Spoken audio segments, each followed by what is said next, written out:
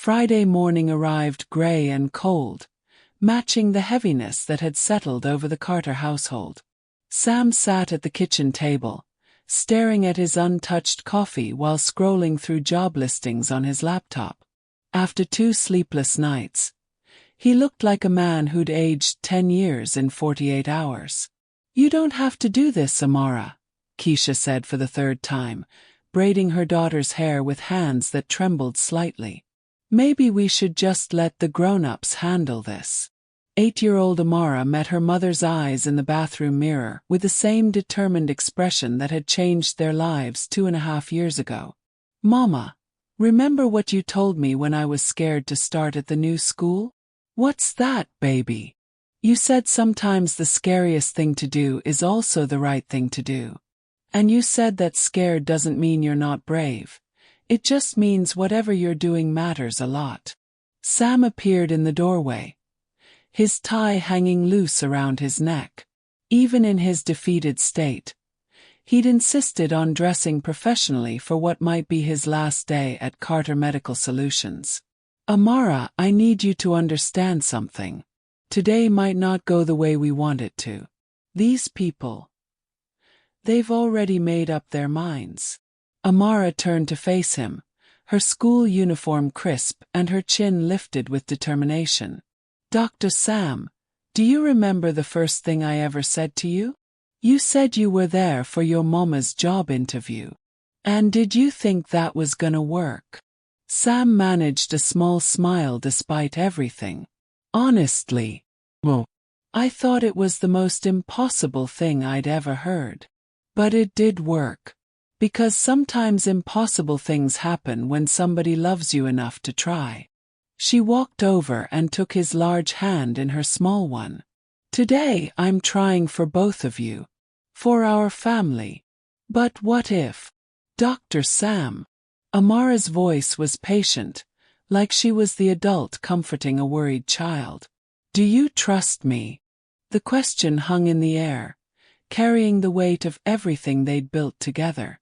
Sam looked down at this remarkable little girl who'd somehow become the strongest person he'd ever known. "With my life. Then let's go save your company." An hour later, they arrived at the offices of Carter Medical Solutions to find chaos. Word had spread throughout the building that Sterling's takeover was complete, and employees were huddled in small groups whispering about job security and uncertain futures. Rosa, still working security after all these years, looked up as they approached her desk. Her usual warm smile was strained with worry. "Mr. Sam, I'm so sorry about what's happening. This ain't right, not after everything you've done for this place." "Thank you, Rosa.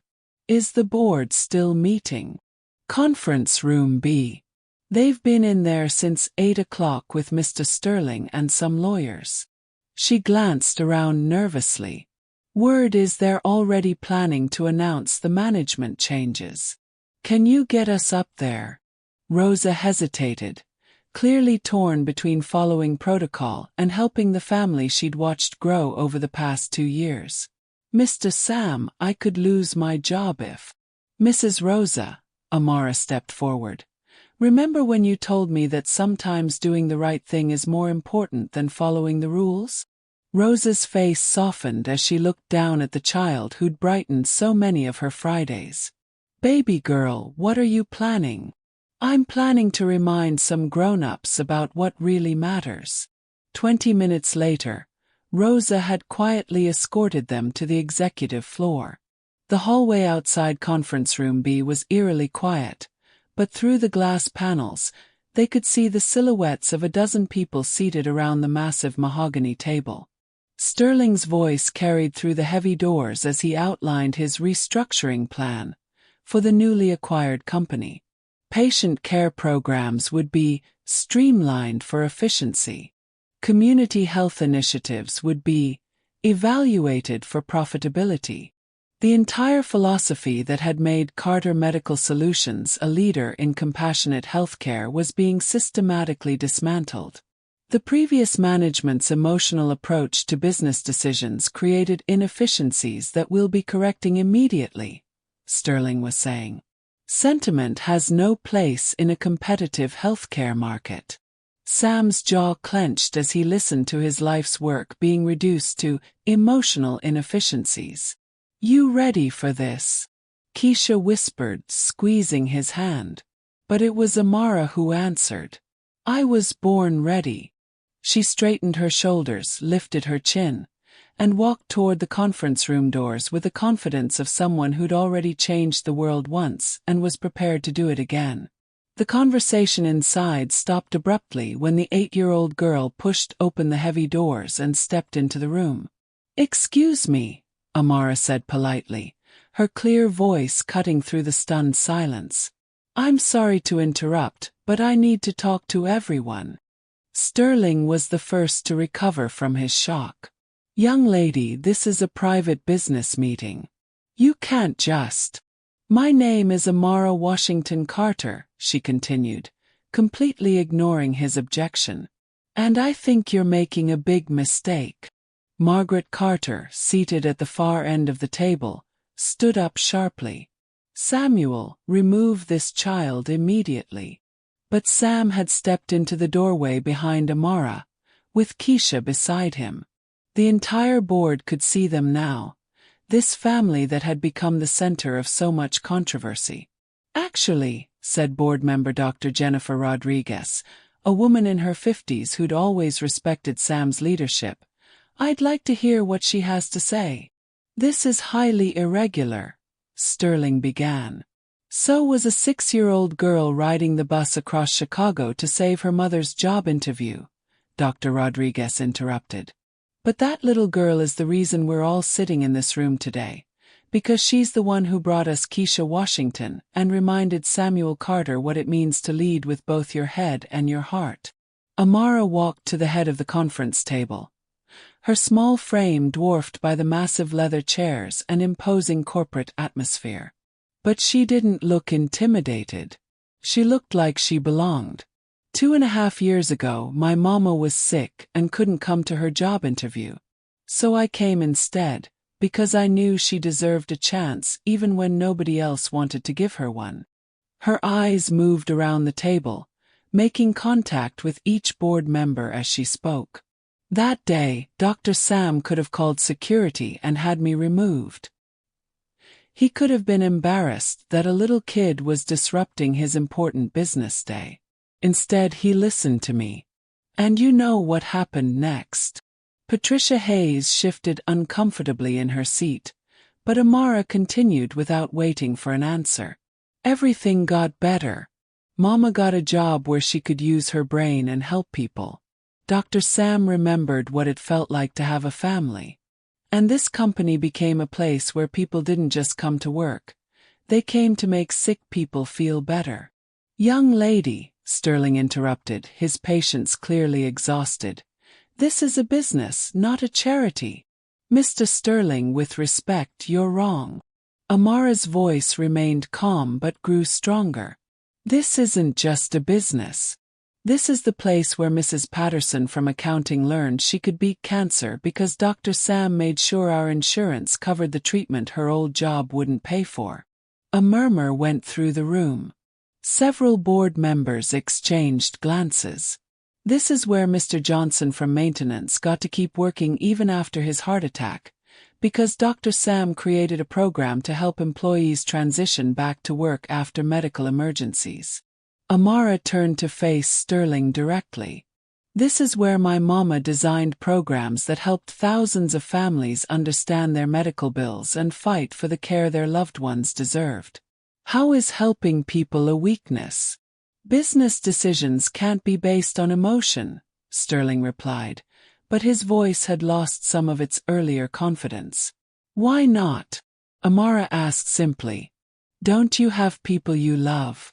Don't you want them to be taken care of if they get sick?" The question hung in the air, and for a moment, Sterling looked like he didn't know how to respond. Amara continued, her 8-year-old wisdom cutting through years of corporate doublespeak. "My mama taught me that love isn't something that makes you weak. Love is what makes you strong enough to do really hard things, like work 3 jobs to take care of your family, or study every night even when you're tired, or fight for what's right even when everyone says you should give up. She looked directly at Margaret Carter. Mrs. Margaret, you raised Dr. Sam when his parents died, right? Margaret's face stiffened. Yes. Then you must have loved him a lot to take care of someone else's child. I did my duty. No, ma'am. You did more than duty. You loved him enough to make sure he grew up to be the kind of man who saves companies and takes care of people and becomes a daddy to little girls whose real daddies never showed up. Margaret's composure cracked slightly, and several people around the table were openly emotional now. Dr. Sam didn't become weak when he started loving me and Mama. He became the kind of strong that lasts. The kind that makes other people want to be better too. Amara moved closer to the table, her small hands resting on the polished wood. I've been coming to this office every Friday for over 2 years. I've seen how the people here work. Mrs. Kim in billing stays late to help patients understand their insurance because Dr. Sam taught her that every person who calls is somebody's mama or daddy or child. Dr. Williams in the lab double-checks every test because Dr. Sam says people's lives depend on getting things right. She paused, looking around the room with eyes that seemed far too old for her face. You want to know what makes Dr. Sam a good leader? It's not that he's mean or scary or only cares about money. It's that he makes everyone who works here remember why they wanted to help sick people in the first place. Board member after board member was nodding now, remembering their own reasons for getting into healthcare. Mr. Sterling, I'm sure you're very smart about business things. But do you know what it's like to be scared that your mama might die because you can't afford the medicine she needs? Do you know what it feels like when someone like Dr. Sam makes sure that doesn't happen? Sterling's face had grown increasingly uncomfortable throughout Amara's speech. This company isn't just about making money. It's about making sure that kids like me don't have to be scared that loving someone makes them weak. It's about proving that taking care of people is the strongest thing you can do. Amara's voice began to rise with passion, and everyone in the room was completely focused on her words. You want to fire Dr. Sam because you think he cares too much. But caring too much is what made this company special. Caring too much is what made him save my mama's job when nobody else would give her a chance. Caring too much is what made him become my daddy when I needed one.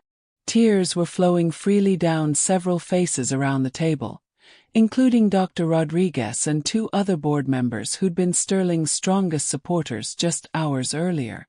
If you take away Dr. Sam, you're not making this company stronger. You're making it just like every other place that treats sick people like numbers instead of like somebody's family.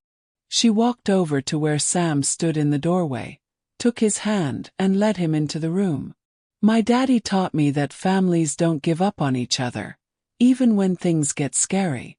This company is his family. All of you are his family. And families are supposed to protect each other, not throw each other away when times get hard. The room was completely silent except for the sound of Patricia Hayes quietly crying into her hands. So I'm asking you to remember something. 3 years ago, a little girl got on a bus and came to this office because she believed her mama deserved a chance. Today, that same little girl is asking you to give her daddy the same thing. Amara looked directly at Sterling, her young voice carrying more authority than many adults could muster. Dr. Sam doesn't need to choose between loving his family and running this company. Love is what makes him good at both. And if you can't see that, then maybe you don't understand what makes people want to get better when they're sick. She turned back to the board members, her final words ringing through the conference room. My name is Amara Washington-Carter. Dr. Sam is my daddy, not because we have the same blood, but because he chose me and I chose him. That's what love is. Choosing each other every day, especially when it's hard. This company can choose to be a place that only cares about money, or it can choose to be a place that remembers why healing people matters. But you can't have both. Dr. Sam's heart and reject everything that makes his heart worth having. She squeezed Sam's hand and looked up at him with complete trust. Daddy, tell them what you want to say. Sam looked around the room at these people who'd been ready to throw away everything he'd built, and he saw something different in their faces now. The cold calculation was gone, replaced by something that looked like shame mixed with recognition. 3 years ago, he said quietly, I thought I was successful because I didn't let emotions interfere with business decisions. I thought caring too much was weakness, and keeping people at a distance was strength. His voice grew stronger as he continued. Then this little girl walked into my office and showed me what real courage looks like. Not the courage to be ruthless in a boardroom, but the courage to love someone so much that you'll risk everything for them. He looked at Keisha, then back at the board. Amara is right. This company didn't become successful despite my love for my family. It became successful because of it. When you remember why you care about something, you work harder to protect it. When you understand what it feels like to need help, you get better at providing it. Sam's eyes found Margaret's across the table. You taught me to be strong, Margaret. But Amara and Keisha taught me what strength is actually for. It's not for building walls to keep people out. It's for building bridges to bring them in. Dr. Rodriguez stood up slowly. I'd like to call for a motion to reconsider the buyout approval. This is highly irregular, Sterling protested, but his voice lacked its earlier confidence. So is hostile corporate takeover based on character assassination, Dr. Rodriguez replied sharply. Samuel Carter has led this company to its highest patient satisfaction ratings in history, while maintaining healthy profit margins and expanding our community impact. The only thing that's changed is that he's become a better human being. One by one, board members began voicing their support for reconsidering the decision. Margaret Carter remained silent, but her face showed a struggle between old prejudices and new understanding. It was Patricia Hayes who surprised everyone by speaking next. I owe you an apology, Samuel. And you too, Keisha. Her voice was thick with emotion. I let my own personal feelings cloud my judgment about what was best for this company. She looked at Amara with something like wonder. This little girl just reminded me why I became a doctor in the first place. It wasn't to maximize profits or climb corporate ladders. It was to help people heal. The vote, when it came, was unanimous except for 2 abstentions. Sterling, who was now clearly out of options, and Margaret, who sat frozen in her chair. Margaret, Dr. Rodriguez asked gently, your vote decides this. Margaret Carter looked across the table at her nephew, the boy she'd raised but never quite understood. Then she looked at Amara, this child who'd somehow managed to articulate everything Margaret had spent years trying to deny. I've spent 30 years believing that love was a luxury successful people couldn't afford, she said finally. But looking at you 3, seeing what you've built together, maybe I was wrong about what success actually looks like. Her voice broke slightly. Samuel, I'm sorry. I thought I was protecting you, but I was really just protecting myself from having to admit that the way I raised you to think about love and family was wrong. She looked at Amara with tears in her eyes. Young lady, you have more wisdom in your 8 years than I've managed to accumulate in 63. Thank you for reminding an old woman what courage actually looks like. Margaret's vote made it official. Sterling's buyout was rejected, Sam's position was secure, and Carter Medical Solutions would continue to operate as a company that put healing above profit margins. But the real victory came afterward, as the board members filed out and Sterling left with his lawyers to lick his wounds. Margaret approached Amara hesitantly. Amara, I owe you an apology too. I said some very unkind things about your mother, and I was wrong. Amara studied her gravely, then surprised everyone by stepping forward and hugging the older woman. "It's okay, Mrs. Margaret. Sometimes grown-ups get scared and say mean things when they don't understand. But families forgive each other, and you're family now too."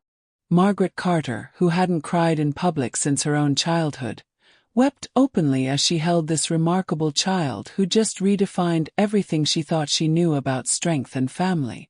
6 months later, Carter Medical Solutions hosted its annual community health fair in Grant Park. Families from across Chicago's South Side came for free screenings, health education, and the kind of comprehensive care that had become the company's signature. Amara, now 9 and in 4th grade, ran between booths helping translate for Spanish-speaking families and charming everyone with her encyclopedic knowledge of medical terminology. She wore a miniature white coat that Dr. Rodriguez had given her, complete with a name tag that read, "Dr. Amara Washington-Carter, future physician." Sam and Keisha, officially married for 4 months now, worked side by side coordinating the event. Their wedding had been small but perfect, held in the hospital chapel where they'd first met, with Amara as the flower girl and Rosa as one of Keisha's bridesmaids. "You know what I love most about this?" Keisha said, watching Amara explain blood pressure readings to a group of fascinated teenagers. "What's that?" "She'll never remember a time when love was considered weakness. She'll grow up knowing that caring about people is the strongest thing you can do." Sam pulled his wife closer, marveling as he did every day at how completely his life had changed. "Think she'll really become a doctor?" "Are you kidding? That little girl is going to change the world. She's already gotten started." As if sensing their attention, Amara looked over from where she was helping an elderly man understand his diabetes management plan. She waved at her parents with a smile that could power the entire city. "Dr. Amara has a nice ring to it," Sam said. "Dr. Amara Washington-Carter," Keisha corrected. "She's keeping all her names. Says she wants everyone to know she comes from love, not just blood." That evening, as they cleaned up from the health fair, Margaret Carter approached them with an announcement that surprised everyone. "I've been thinking about what Amara said 6 months ago, about families choosing each other. I'd like to establish a foundation, the William and Margaret Carter Foundation for Family Healthcare, to fund programs like today's health fair in underserved communities." She looked at Amara, who was carefully organizing leftover educational brochures. "I'd like my granddaughter to be the founding inspiration. If she's willing." Amara looked up with the same serious expression she'd worn in that boardroom. "Will it help families like mine used to be? Families where the mamas work really hard but still can't afford to take care of everyone. That's exactly who it will help." "Then yes, I'm willing. But I have one condition." Margaret smiled. "What's that?" "We have to make sure Rosa gets to help run it. She's the one who taught me that doing the right thing is more important than following the rules."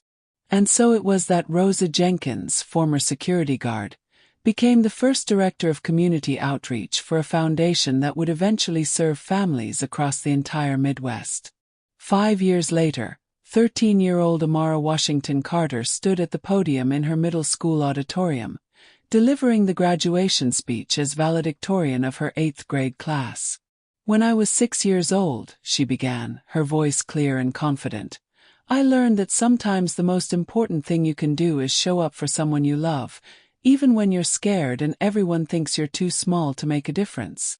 In the audience, Sam and Keisha sat with Margaret and Rosa, all of them beaming with pride at this remarkable young woman they'd had the privilege of watching grow up. "I learned that families aren't just about who you're born to. They're about who chooses to love you and who you choose to love back. I learned that being strong doesn't mean not caring about people. It means caring so much that you're willing to fight for them." She paused, her eyes finding her parents in the crowd. "My mama taught me that loving someone means showing up, even when it's hard. My daddy taught me that the best leaders are the ones who remember what it feels like to need help. And my grandma Margaret taught me that it's never too late to change your mind about what really matters. The applause was thunderous, but Amara wasn't finished. Next year I'll start high school. In 4 years I'll go to college. And someday I'm going to be Dr. Amara Washington-Carter, just like I've planned since I was 8 years old. She smiled with the confidence of someone who'd already changed the world and was just getting started. But no matter how many degrees I earn or how many lives I help save, I'll never forget the most important lesson I learned when I was 6 years old. The smallest person can make the biggest difference, as long as they're brave enough to show up.